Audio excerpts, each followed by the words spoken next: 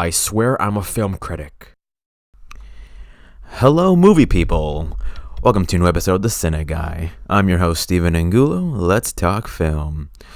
Whew, is it cold in here? It is a little cold. I mean, it is New England. I mean, it was like 80 yesterday. Now it's like 60 and it was raining today. So anyway, back on track.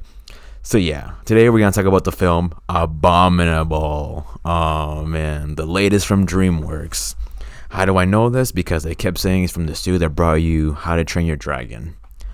And in a way, we did get another How to Train Your Dragon, so to say. Like, I didn't really know much about this film. I don't think I even saw the trailer. I just saw like some TV spots and like posters. So I was expecting this to be like a regular family film, like Good Dinosaur. Just kidding, I hate that movie. Ridiculous. Okay, maybe more like Robots or Open Season. They're just as fun, but not as memorable as, say, Toy Story or How to Train Your Dragon. But no, when I saw this film, I got this magical adventure that really serves as eye candy for many animation lovers out there. I mean, this movie has got a heartwarming storyline, fun characters, and the animation is just so beautiful to say the least. I mean, yes, sure, the plot is very simple. Reminded me sort of like E.T., the whole creature wanting to go home and kids are helping it out. Because everybody loves a good kids movie where children are going on adventures that will surely put them in danger. Oh, Goonies, what have you done to the kids film genre? Oh my gosh. Anyway, so the story follows Yi, played by Chloe Bennett, who I gotta say does an amazing job voicing this character. Because she's a teen who's a bit of an outcast, very like independent, strong young female. Because we love those. Unless you're right wing and a male. Just kidding. Anyway, but the thing about her is that she likes playing the violin. Now, think about the violin that it represents her dead father, who wanted to go exploring with her. So that right there, that's like what pushes her to keep going. Like, she wants to explore the world, just like her father insisted to do with her. So it's kind of like another thing to remember him by. Like, the whole like bit about the father was like a major plot device, like I said. It really like led her to want to help this creature that she found and turns her world upside down because the creature is hiding from the government, because every movie involving mythical creatures has to involve the government. Oh my goodness, I'm telling you, if the Men in Black were in this film, they'd probably shoot the Yeti. Like, that's just... And Will Smith would just make Chloe Bennett forget the whole thing. Yeah. So there we go, kids. We just saw a lovable little abominable snowman get killed on screen. Just kidding, not in this one. But yeah, the whole it's kind of like the whole is that storyline where something is pushing the main character to do this stuff to because of plot. So I did like the whole cause here's the thing, many animated films have a dead parent in them, but most of the time they're just ignored. Like, how many Disney princess films are missing the mother? And it's never, mentioned. Like, Jasmine's mother is only mentioned in the live-action Aladdin, never in the cartoon. It's mostly about, father, I'm an independent young woman. I don't need to marry a guy. So, yeah, it was nice to see, just how strong the bond of family can be, especially in a film meant for children. So I do feel that, any child that had, maybe lost a parent early on can feel a connection with this movie, because it shows that even though the parent may be gone, they are still with them, just like Yi's father was with her, all because of that violin. Now, back to the abominable snowman. Like I said, the government's after it, because then again, it wouldn't be another E.T. unless somebody wanted the creature for some sort of gain. So now her, along with her friends Pang and Jin, are gonna help this monster get back home to Mount Everest, and so embarks this incredible little journey that defies the laws of nature and physics, because the monster, no, I don't like calling him that, he's too sweet of a monster. They name him Everest, so let's just call him Everest. Yeah, Everest, he's not your average abominable snowman. No.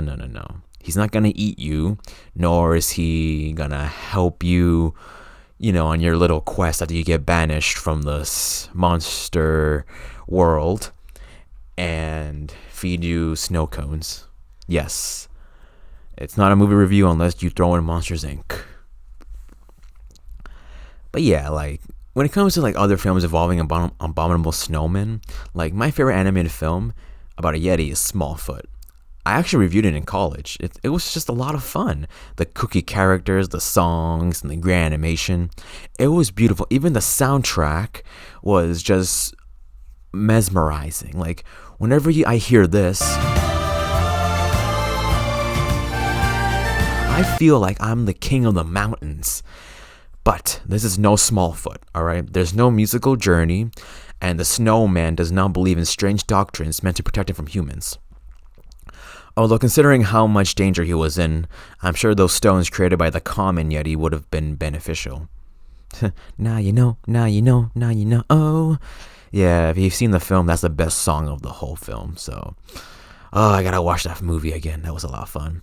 But no, this Yeti has power. Like, every time he hums this like echoey tune, nature is at his command. Trees grow in size. He turns grass into an ocean of land. Flowers bloom and fruit grows to killer size and nearly squishes the kids to death by giant blueberries.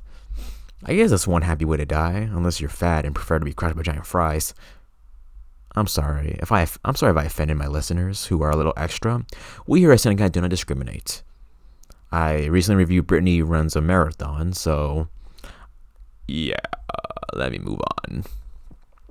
But yeah, this beast is powerful. Oh my gosh. And the way the animation conveys how he controls nature is just magical. We've got dolphins made of clouds. We've got flowers blooming over a statue. And that sequence where he controls a blizzard to protect the kids from the bad guys was just epic. And the best part is, there was a scene where like the violin breaks and Yi thinks, oh no, my last memory of my father is gone. But no, the Yeti fixes it.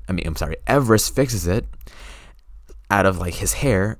And every time Yi plays the violin, she can control nature too. So like, oh my gosh, she becomes like an earth-bending, like, my gosh, teenager. Like, oh my gosh, who needs the last airbender? You got Yi and her violin. I did like how the soundtrack kind of like, connected with how she played the violin, because it did make for some epic music. So it's safe to say that Everest is now up there in the list of fantastic magical animated creatures, along with Toothless and that tiger spirit from Coco. I forgot the name. I know it's in a Libre. I just forgot the... Did the tiger have a name? I mean, I know the dog was Dante, but did the tiger have a name? I don't know. I gotta rewatch that movie for the third time because I love it so much. Now, like I always say, every good movie has to have a great villain. Now, at first we were meant to believe the main villain is Mr. Burnish, a really short, wealthy ex-explorer voiced by Eddie Izzard, only this time he's not in drag. No, he's tiny, old, and he's wearing a very expensive coat. Like, this was like those, like, those coats that have like the fuzzy things around the neck, the fuzzy collars? That was the coat he wore. So that looks comfortable. I want that coat. So yeah, his goal is to prove to the world that that Everest exists.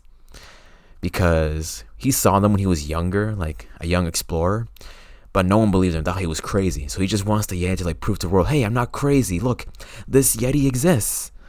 But then he changed his mind when he sees Everest defending the kids, and he remembers, wait a minute, when I saw the Yetis, the only reason they attacked me was to protect their babies. So perhaps it is best the world didn't know that they existed, so that, they can be protected, because they just want to be, they just want to live, just like us. It's all about survival here. So you see, Charles Muntz, if you had understood that Kevin just wanted to be free and be on his own, you would not have fallen to your death. Nobody wants to find an old man broken into pieces in the jungle.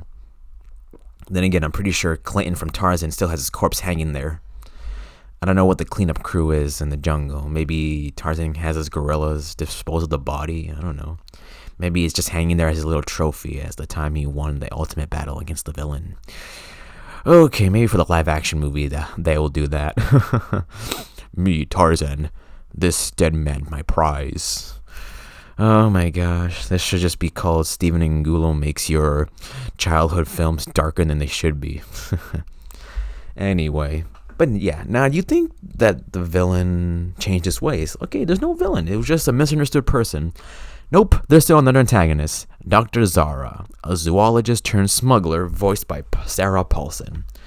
Now, at first you think she's good because, she wants to conserve the Yeti for protection because, she loves animals and wants to protect them and, as a love for nature.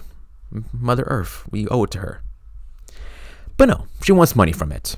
Yep, I guess all those years in American Horror Story really got to her. So yeah, it's not every day you see a villain being a nerdy redhead. So that was new for me. They're usually like terrifying and spooky, but no, this person looked like she probably took like English in community college. That's what she looked like. So cheers to you, Sarah Paulson. You did a wonderful job and were really evil. I mean, she pushed Yi off a bridge. That's dark for a kid's movie. Thinking, okay, I want this creature for money, so I'm just going to try and attempt to kill this teenage girl. There you have it, folks. Also, this movie needs to be credited for having a mostly Asian cast. Yeah, the film takes place in Shanghai, and Chloe Bennett is half Asian. So, we salute you, Sky. You have made S.H.I.E.L.D. proud. I mean, but yeah, I did enjoy the diversity in this film and the fact that, Asian actors voiced Asian characters. I mean, it's not like the Aladdin where the voice cast was predominantly white. I mean, we forgive Robin Williams because we love Robin Williams as a genie. He's the best voice. But then again, it doesn't really matter as long as the animation looked like they came from, the Middle East. I did hear something about the costumes not being that well, but what are you going to do? Aladdin is a great movie, both cartoon and live action. Also, tell me the last animated film you've seen that's predominantly Asian and not anime. Yep, I figured. Do not mention Turbo, alright? The only Asian character in there is a little Chinese lady that owns a nail salon voiced by Ken Jeong. And then again, that movie was predominantly racist. I mean, watch the movie and you'll see why I said that. Now, it's not racist, but it's a little discriminatory. Yeah, rewatch Turbo and see why it's discriminatory. So overall, it's a pleasant family film that is magical eye candy for both kids and adults. And even though I saw it in 3D, but my glasses were not working, all I saw was transparency and blurry background. So AMC Boston, I think I deserve some compensation. I mean, I don't think a free movie ticket because I'm an A-list member, but some food voucher wouldn't suffice. Yeah, that wouldn't be that bad. Oh my gosh, it's not like they're gonna even actually listen to this show. They're probably thinking, we have his money. Who cares what he thinks? Wow. I'm still gonna go there to watch other films because you have it all, but never mind. I'll get my compensation somehow. Alright, my final rating is 9.1 violins out of 10 snakes that go whoop. Yeah, it's a running gag throughout the whole film. Only thing, it does not feel forced or dumb. It's just funny. Alright, tell me a running gag in a film that's actually funny and not forced. Yeah, I'm blank too. Alright guys, this was fun. Thank you so much for tuning in. Hope you enjoyed this episode. Leave a like if you did, subscribe and join the crew. And we'll see you next time for another awesome review. Also, be sure to follow the Instagram at CineGuy Steven for some minor reviews. Oh, and do check out Real Movie News and Reviews, the podcast on CertainPOV.com. Link is in the description below. We actually reviewed Abominable, and we also talked about many trailers and movie news. It's a fun show. You definitely should check it out. Also, subscribe, rate, and review on iTunes. My co-host, the Real Movie Critic, will be really happy that I mentioned to subscribe, rate, and review on iTunes. There we go. He's gonna be twice happy because I said it 2 times. Should I do it thrice? Nah, I'm moving on.